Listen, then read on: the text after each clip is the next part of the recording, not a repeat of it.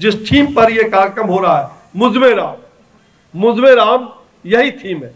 मैंने एक उस पर किताब भी लिखा है और उसका विमोचन भी परम पूज्य सरसंघ चालक जी ने किया था।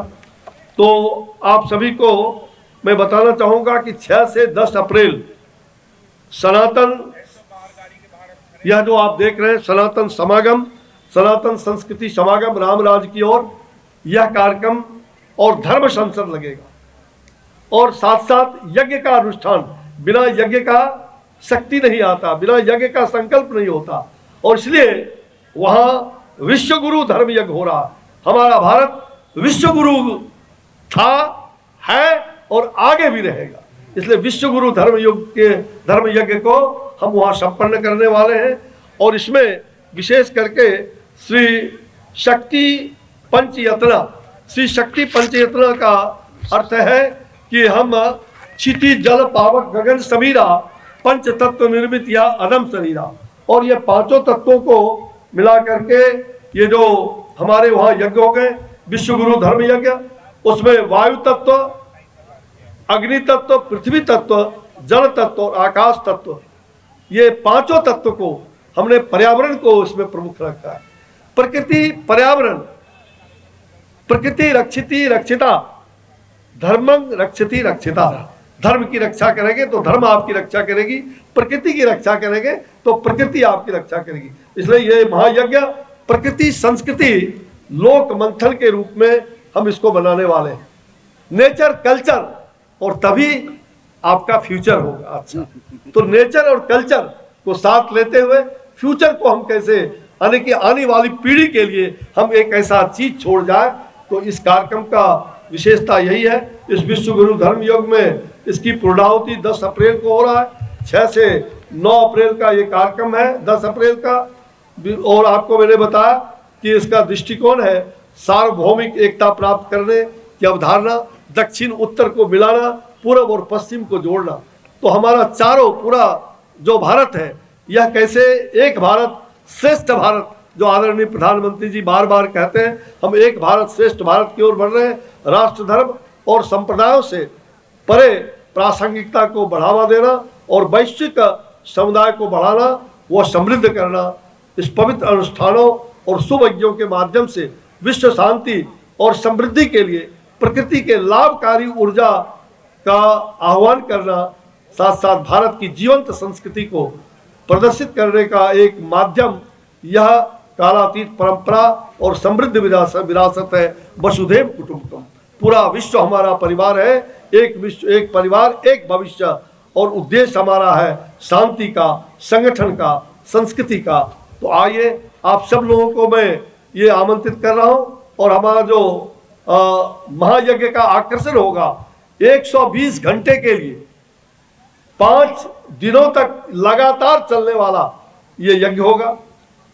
400 से अधिक ऋत्विक और पुरोहित द्वारा ये अनुष्ठान लिए जाएंगे और 2000 लोगों के द्वारा ये यज्ञ में आहुति प्रतिदिन पड़ेगा। 2000 लोगों का बैठने का ये क्षमता वहाँ यज्ञ के स्थल पर होगा, जो यज्ञ करने वाले होंगे। अन्य कार्यक्रमों का स्थल अलग है। और फिर पंच तत्वों पर आधारित वो यज्ञशालाएं बनी है। मैंने जो कहा क्षिति जल पावक गगन समीरा, ये पंच तत्व के आधार पर ही सभी यज्ञशालाओं का नामकरण भी किया गया है।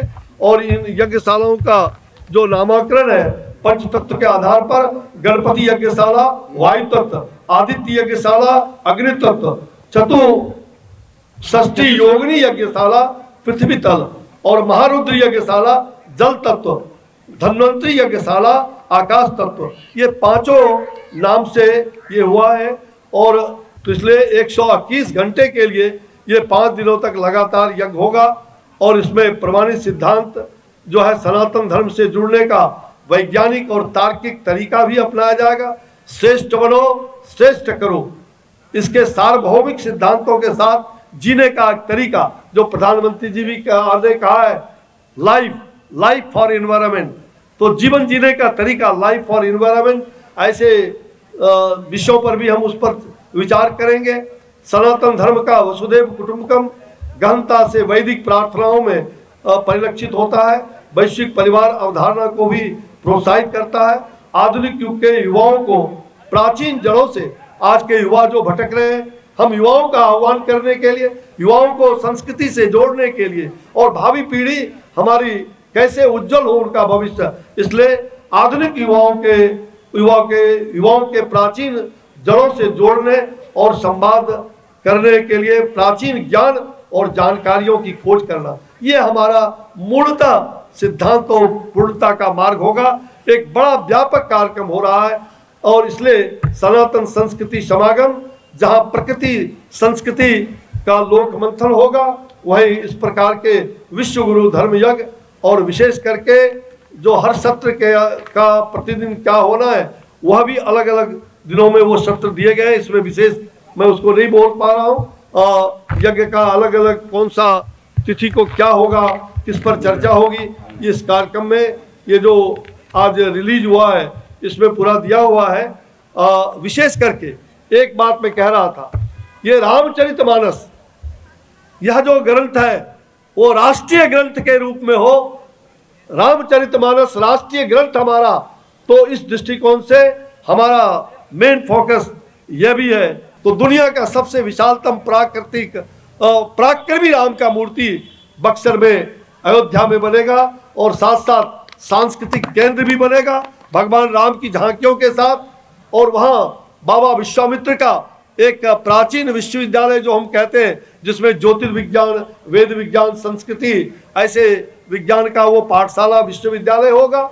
और साथ साथ भगवान राम का अभ्युदय केंद्र, जो आप कह सकते हैं, वह एक केंद्र के रूप में स्थापित होगा, शोध केंद्र के रूप में। दुनिया भर के लोग आके वहाँ शोध कर सकते हैं। तो इसकी योजना बनी है, उसमें बहुत बड़ी योजना है और मैं इस योजना के लिए आप सबको आमंत्रित करता हूँ। और साथ ही अभी मैं 10 मार्च को मंदार पर्वत पर गया था। मंदार पर्वत, जिस मंदार पर्वत से समुद्र मंथन हुआ था, और मैंने वहाँ देखा, और श्री राम कर्मभूमि न्यास की ओर से उस मंदार पर्वत पर, जहाँ 80,000 वर्ष तक काशी विश्वनाथ गुप्तवास किए थे, 80,000 वर्ष गुप्तवास किए थे, उसकी सारी व्यवस्था आर्कियोलॉजिकल सर्वे ऑफ इंडिया के कई ऐसे विद्वान लोगों को बुला करके मैंने वो चीज़ों को साइंटिफिक ढंग से दिखवाया है। और वहाँ गवर्नर साहब, राज्यपाल बिहार के, मैं स्वयं और कई संत महात्मा और हमारे स्वामी रामभद्राचार्य जी का भी आशीर्वाद प्राप्त हुआ। तो वहाँ बहुत बड़ा एक भव्य विशाल मंदिर मंदार पर्वत का उत्थान के साथ साथ, और वहाँ एक विशाल काशी मंदारेश्वर काशी विश्वनाथ मंदिर भी श्री राम कर्मभूमि न्यास की ओर से यह अनुष्ठान लिया गया है, जिसका भूमि पूजन वहाँ हो चुका है। यह भी सूचना आपको दे रहा हूँ।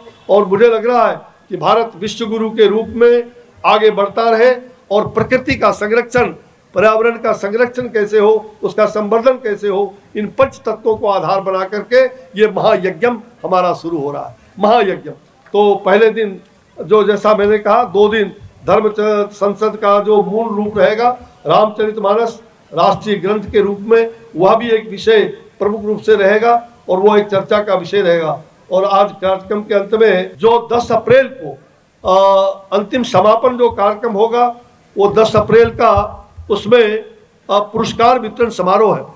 सभी क्षेत्र के जितने भी सुप्रसिद्ध ऐसे लोग, कर्मठ लोग होंगे, उनको एक कमेटी के माध्यम से जो नाम आएंगे, ऐसे लोगों को पुरस्कार देने का भी कार्यक्रम आयोजन रखा गया है। मतलब विश्व के तमाम ऐसे लोग जो है वो वहाँ जुटेंगे, सभी एम्बेसी के लोग जुटेंगे, और पूर्णाहुति के दिन पुरस्कार वितरण भी होगा। भाइयों के साथ करने का सोचा था, तो हमारे सभी पत्रकार भाई यहाँ आए, इलेक्ट्रॉनिक प्रिंट मीडिया के भाई कुछ छूट भी गए होंगे, तो उनको भी हमारा प्रणाम भी है, न्योता भी है, निमंत्रण भी है। और वह जो हमारा भोजन महाप्रसाद होगा, वहाँ 5 दिनों तक, 6 से 10 तक, उसमें भी आपके थाली में प्रतिदिन कोई न कोई मिलेट का, अन्न का वो दर्शन आपको भोजन के लिए प्राप्त होगा प्रसाद में।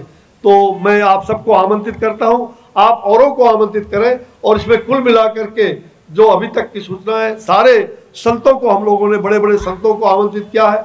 राष्ट्रपति जी, उपराष्ट्रपति जी, प्रधानमंत्री जी, गृह मंत्री जी, सभी मंत्रीगण को भी हम लोगों ने आमंत्रण पत्र यहाँ से भेजा है और आशीर्वाद का भी कई जगह से आशीर्वचन आ रहा है। तेजस्विनावधीतमस्तु मां विद्विषावहि।